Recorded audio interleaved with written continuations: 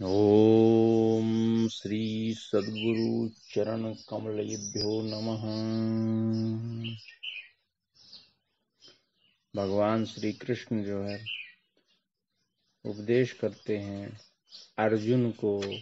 अर्जुन मतलब समर्पित शिष्य को गुरु भगवान उपदेश करते हैं कि तुम अपने आत्मा का उद्धार करो और उसके संशयों का निवारण करते हैं।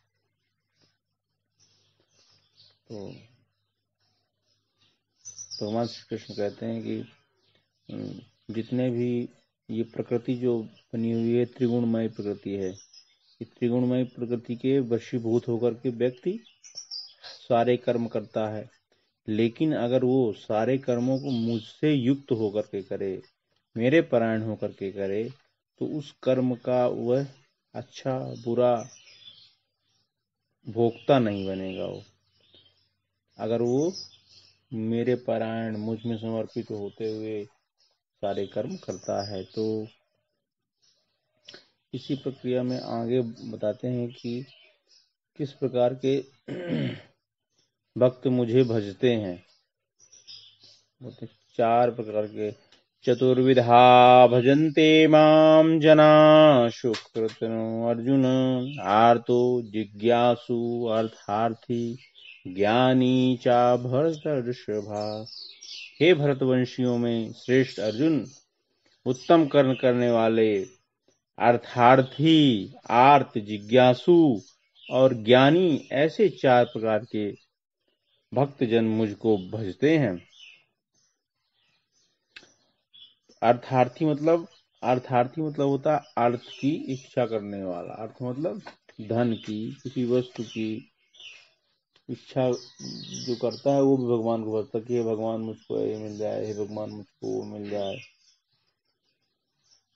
आर्त मतलब होता है संकट निवारण के लिए। कोई भी बहुत भारी संकट आ गया, उसके निवारण के लिए आर्त मतलब दुखी है तो वो भजता कि भगवान मेरा ये दुख दूर हो जाए, मेरा ये दुख दूर हो जाए। और जिज्ञासु मतलब परमात्मा को जानने की दृढ़ इच्छा वाला, परमात्मा को विदित करने की इच्छा वाला जिज्ञासु। और ज्ञानी मतलब जो परमात्मा में ही हमेशा जागता है, परमात्मा को ही अनुभव करता है, उसको कहते हैं क्या? ज्ञानी। तो 4 प्रकार के भक्त मुझको भजते हैं। आर्थो, जिज्ञासु, अर्थार्थी, आर्थ, जिज्ञासु और ज्ञानी। 4 प्रकार के लोग मुझे संसार में भजते हैं। और संसार में 4 तरह के लोग होते ही हैं, मतलब सब लोग किसी न किसी तरीके से भगवान को ही भजते रहते हैं। जैसे इस समय जो है महामारी फैली हुई है, घोर महामारी, तो देखने में आता है कहीं कहीं जो है पूरा गांव का गांव जो है भगवान को भज रहा है। कोई सूर्य को जल चढ़ा रहा है, तो कोई देवी देवता को मन्नत मांग रहा है, कोई यज्ञ अनुष्ठान कर रहा है। जब दुख का समय आता है तो सब लोग जो है अपनी आस्था, जहाँ हमारी आस्था केंद्रित होती है, जो हमारे इष्ट होते हैं, उनके सामने हम जाके झुकते हैं। इससे बहुत भारी इसका वैज्ञानिक कारण भी है। वैज्ञानिक कारण कैसे है? क्योंकि हमारा ये संसार इस समय जो है, समय परिस्थितियाँ बहुत बिगड़ चुकी हैं। आदमी इतनी इच्छाओं से युक्त होकर के 24 घंटे कार्य करता है, इतनी चिंताओं से, इतना टेंशन लेकर के कार्य करता है कि उसे अपनी आस्था, अपने आराध्य, अपने लिए मुख्यतः कोई समय नहीं है। बाहरी संसारिक वस्तुओं में ओतप्रोत रहता है, 24 घंटे उसी में लिप्त रहता है। तो उसको समय नहीं है 1 सेकंड का भी कि अपने लिए भी कुछ समय दे सके। तो इसलिए वो दुखी हो गया, अपनी शरीर की जो रोगों से लड़ने की क्षमता थी उसको खत्म कर दिया। क्योंकि चिंता करने से आदमी जो है टेंशनाइज होता है। चिंता करने से टेंशन जब बढ़ता है तो वो अपने आप शरीर का जो है प्रतिरक्षा तंत्र खत्म हो जाता है। तो थोड़े से में बीमारी फट से हो जाती है। कोई बीमारी आई, ये बीमारी हो, तो हम जो प्राकृतिक जो शरीर जो बना हुआ है ये प्राकृतिक चीजों के लिए बना हुआ है, और हम बाहरी दिखावे की खान पान में प्रदूषित चीजें, ज्यादा पैसे कमाने के चक्कर में खेती में जो है बहुत ज्यादा रसायनों को डालना, अपने चारों तरफ जो है पेड़ पौधों को काट करके और ऐसे पेड़ पौधों को लगाना जो हमें ज्यादा इनकम दे, है ना। तो वो जो इनकम वाले जैसे सागौन हो गया, या और कई सारे इस तरह के पेड़ हो गए, यूकेलिप्टस हो गए, जो हमारे वातावरण को हानि पहुंचाते हैं। और शुद्ध वृक्ष होते हैं जैसे आम हो गया, बरगद हो गया, पीपल हो गया, इनको लोग बाग नहीं लगाते हैं, काटते हैं, जो 24 घंटे ऑक्सीजन देते हैं, शुद्ध वातावरण को रखते हैं। तो इससे हमारे वातावरण प्रदूषित हो गया, इससे हम प्रदूषित हो गया और चिंता में है, ये इच्छाएं प्रबल है ही, इच्छाएं तो कम हुई नहीं है। तो उससे क्या हुआ, शरीर की प्रतिरक्षा तंत्र खराब हो गया, खान पान बहुत प्रदूषित हो गया, रात में खाना 12 बजे खा रहे हैं, 10 बजे खा रहे हैं, रात रात भर जग रहे हैं, तो इससे शरीर जो है एकदम गंदा हो गया, कचड़ा बन गया। अब कचड़े में जो है सब गंदगी पनपती रहती है। तो शरीर को साफ रखना चाहिए, शुद्ध रखना चाहिए। रात्रि बनाई गई है सोने के लिए, सुबह शाम रात में 10 बजे सो जाएंगे, सुबह 4 बजे उठिए।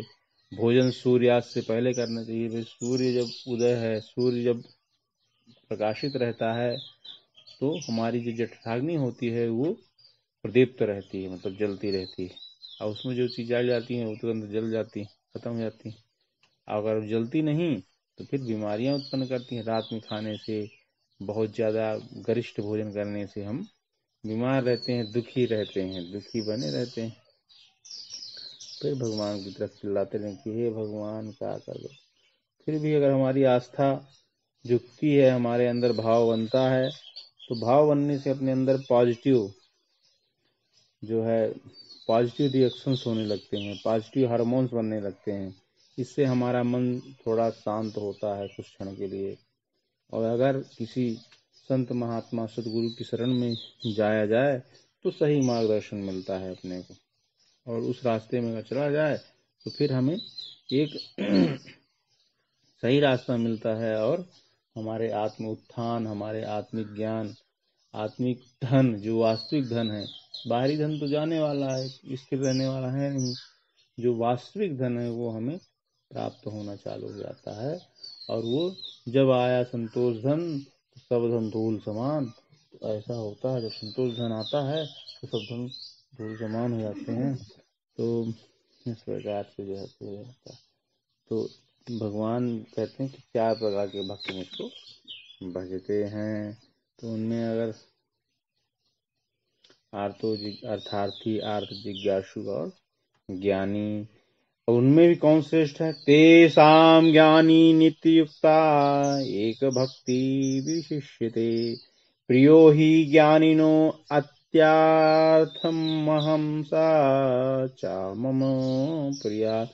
उनमें नित्य मुझ में एक ही भाव से स्थित अनन्य प्रेम भक्ति वाला भक्त ज्ञानी भक्त अति उत्तम है, क्योंकि मुझको तत्व से जानने वाले ज्ञानी को मैं अत्यंत प्रिय हूँ और वह ज्ञानी मुझे अत्यंत प्रिय है।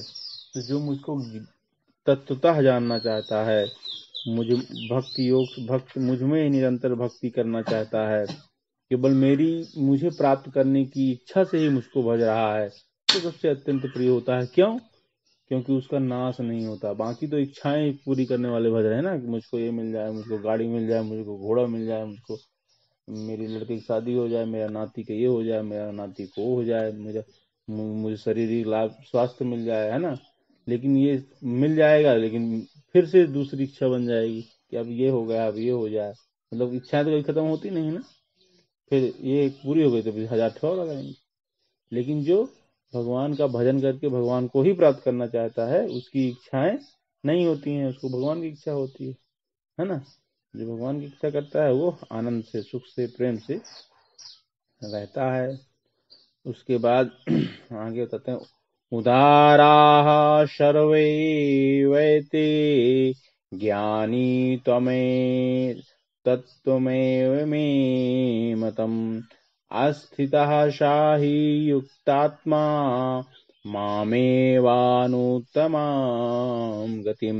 हे सभी, ये सभी उदार हैं, किंतु ज्ञानी तो साक्षात मेरा स्वरूप ही है, ऐसा मेरा मत है। क्योंकि वह मद गत मन बुद्धि वाला ज्ञानी भक्त अति उत्तम स्वरूप मुझ में ही अच्छी प्रकार से स्थिर रहता है। सभी उदारता सब में होती है, लेकिन जो उत्तम श्रेष्ठ सबसे, जो अपने आप को परमात्मा में निछावर कर दिया, वो सबसे श्रेष्ठ और सबसे ज्ञान, सबसे उत्कृष्ट बुद्धि वाला होता है, जो अपने आप को भगवान को प्राप्त करने के लिए चलता है। इस प्रकार से भगवान जो है, अब ज्ञानी भक्ति कैसे दुर्लभ है, इसके लिए बोलते हैं बहुनाम जन्मनामन्ते ज्ञानवानम प्रबध्यते वासुदेवः सर्वमिति सा महात्मा सुदुर्लभा।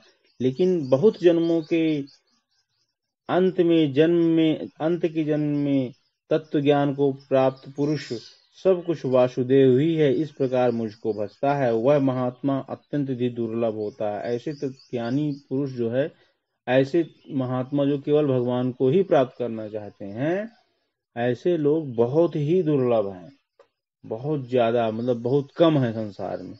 बाकी तो सब इच्छाओं के लिए घूम रहे हैं कि नहीं, ये मिल जाए तो वो गाड़ी मिल जाए तो घर बन जाए तो पक्का मिल जाए तो ये हो जाए तो वो हो जाए, हैं 24 घंटे। लेकिन भगवान को प्राप्त करने मिल जाए, ऐसे ज्ञानी जो है, ऐसे भक्त, ऐसे ज्ञानी भक्त जो है, महात्मा बहुत ही कम संसार में पाए जाते हैं, बहुत ही कम रहते हैं।